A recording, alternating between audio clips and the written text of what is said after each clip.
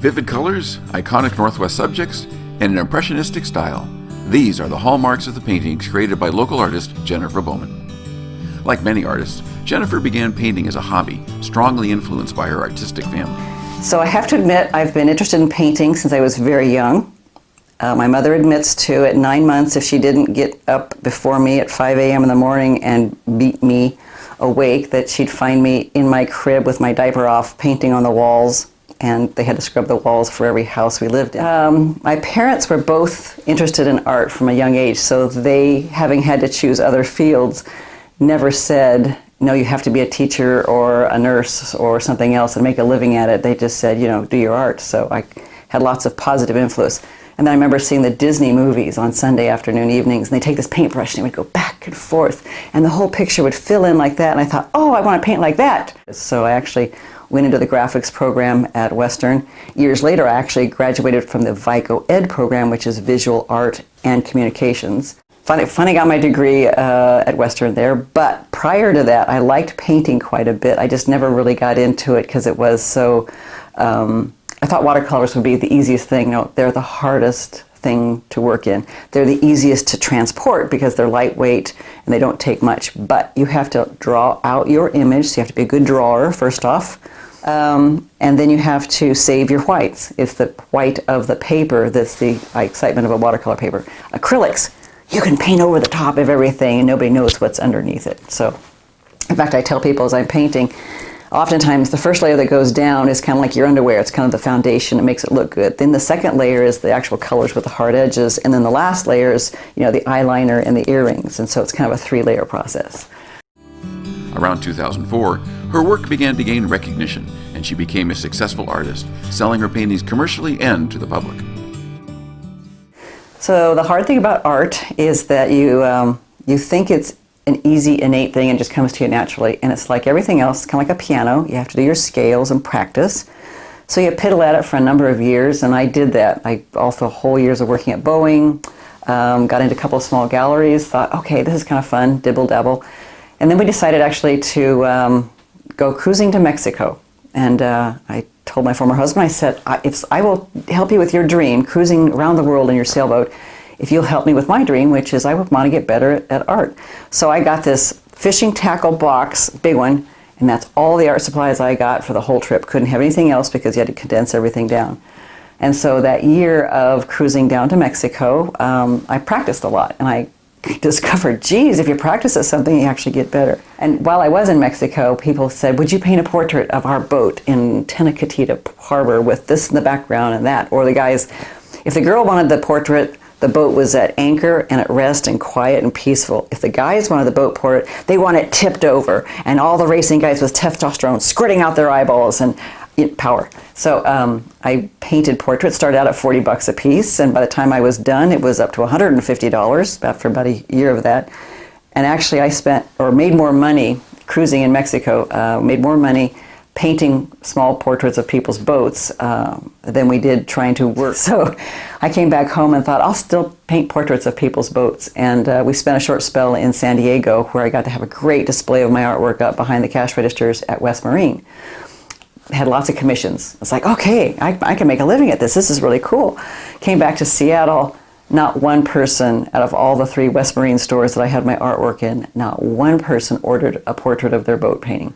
Once I got up here, I kind of thought, okay, I could work for somebody else, and I tried that, just wasn't going to work. And I thought, I really want to make a living as an artist, and it's kind of weird. First, you start volunteering here. You give a poster to the local dance studio. So I have posters for that. I did the poster for the Berry Dairy Days, and a couple other options, and all of a sudden you realize, you've got lots and lots of work, but it's all free. Nobody's paying for it.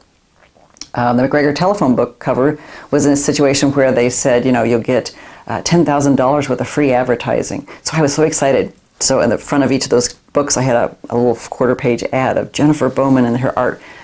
Not a single phone call from anybody, and 13 telephone books wanted any artwork. So you don't find artists under A in a telephone book, apparently. That was a hard year. And then finally, it was, I think one year when I finally, just kept hitting the galleries, and I had 5 galleries I was taking care of, and I was doing a couple art festivals, and one year I did do 12 art festivals in one year. that is way too much energy. I have no idea how people literally are on the road 6 months out of the year just going from one show to another. But finally one year when I made more money than my carpenter husband. So I finally discovered I was actually making as much money as a contractor in carpentry work, and I thought, wow, I'm actually, and even recently someone said to me, do you realize you are a successful entrepreneur, that you are running a business and you have been for 20 years in a seaside community? I'm just like, oh, wow, that's really cool. So as you invest your time in artwork, it's kind of strange. You kind of do the artwork on the side, and it takes up a little more time, and then suddenly you realize you're spending more time doing your artwork than you were the other items, and suddenly you realize it's like it transitions little bit by little bit into, I have a full-time job, and it's art, and I'm making a living at it, and only 1 out of 1,000 people make a living as an artist. In 2004, she was selected as the poster artist for the Skagit Valley Tulip Festival. She's been involved with the festival ever since. For many years, she has worked on the murals at Tulip Town.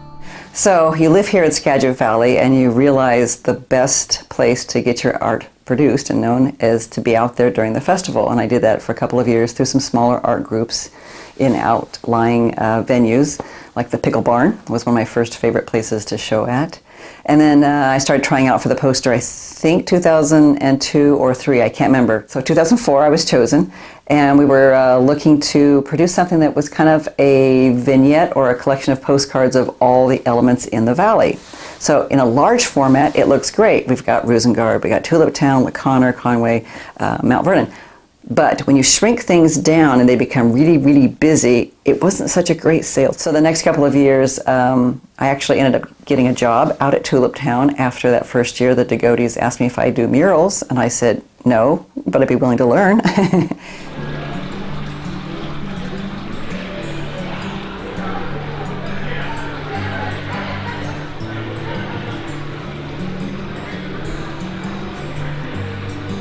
So I hung out there, and they gave me the t-shirt shop to run for a number of years. And about 2 or 3 years after that, the festival said, how would you like to be one of the people that's on the board to choose the artist? And it's like, yes, because I'm selling the product and I have some comments about some of the product. I think it could be done better. So, of course, join the committee, choose the artists.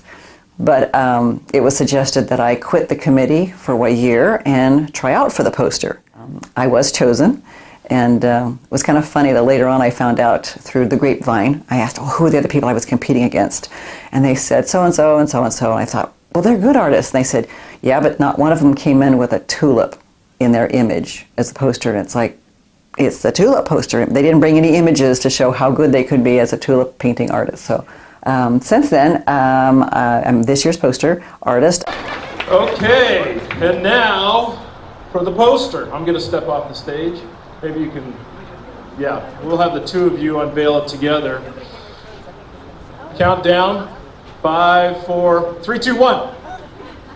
And there you have, holy smokes, look at that. It's like the 4th of July and tulips here. Put into it what I hoped was a whole bunch of different design elements. We talked about there's been lots of red, and that's a good selling item.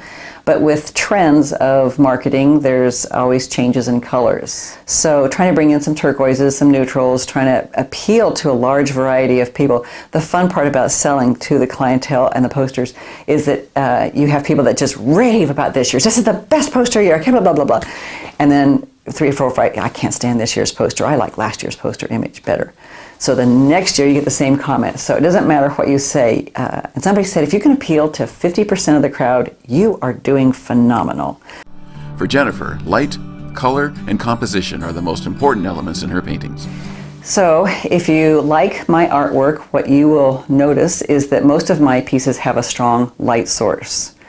Light source is a direction from where the light is coming from, but it also allows me to make things light on one side, dark on the other.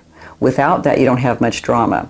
If you were to turn the color out of a painting and just go black and white, what you get is light against dark. And actually, those lights against darks are called values, and all the variations between black and white. Those values are what make up a painting. If I want your eye to go somewhere specific, I'm actually going to put white against dark or light against dark. So like the trees behind me, you can see the light source is coming from the left, and it's lighting up one side of the trees. literally, light helps make values important. Value does all the work in a painting. Color gets all the credit. So the next thing I work with is complementary colors. A color wheel exists, and across that color wheel are colors that work well together. So red is opposite of green. So poppy paintings, you want to put red flowers against a green background. And that's because they are complementary colors. They make each other look good. Same thing with a yellow and a purple combination, and same thing with an orange and a blue. If you find those colors on a color wheel, you can literally see how they are literally across the color wheel from each other. They make each other look good. Some people are great illustrators, but I'm a colorist. I don't draw very well, and I'd rather just put two dramatic colors together and make them work off of each other. So great big chunks of red next to greens, things like that. That drama and the competition between those two colors that create tension and focus are what excite me. The third thing that makes a great painting is composition. So you need to put it on the canvas so that it leads the eye around. I usually work in 1/3 and 2/3, and that's both in the layout of the composition as well as the amount of colors I put on the canvas and the amount of dark and light. So, but that 1/3 and 2/3 is really important. So for example, the fairy evening painting has got a ferry boat and Mount Rainier. We have two items that need to be juxtaposed on the surface, but not lined up one above the other, because that's kind of weird, and definitely not side by side. That creates tension. But this piece, the Fairy Evening piece, is a story of purples and yellows, or oranges and blues, kind of a combination. But I'm leading your eye, starting at the mountain, going through the far off distance, and then down to the ferry boat, and then back up again. So a good composition kind of gives you a zigzag movement through the piece, or if it's a bouquet of flowers, sometimes it's a sensual S shape going down through them. The sunflowers all are kind of touching just barely, so that you can literally kind of swerve through all the sunflowers down through the piece. So the composition is how your eye gets led through a painting. Her style of painting is representational with a nod to Impressionism. So my style of artwork has been described as both kind of impressionistic and representational. Representational meaning it looks like what it's supposed to be. Some of it gets a little more abstract and a little more impressionistic. So for these two examples here, I've got Old Blue Eyes, which is a tighter rendition of an old truck in the field. And then I've got Outstanding in His Field is the same truck with a different style of painting. It actually has more chunks of color, a lot less detail, and a little bit more abstract. Abstract is kind of this thing from A to Z. It can start out really slight and then get totally weird. These are still very representational. It looks like what it is. It's not something where I said, oh, that's a truck, and you're going, no, it's just a blob. So you know what it is when you look at one of my paintings. Jennifer shares her artistic talents with aspiring artists and workshops she offers throughout the year.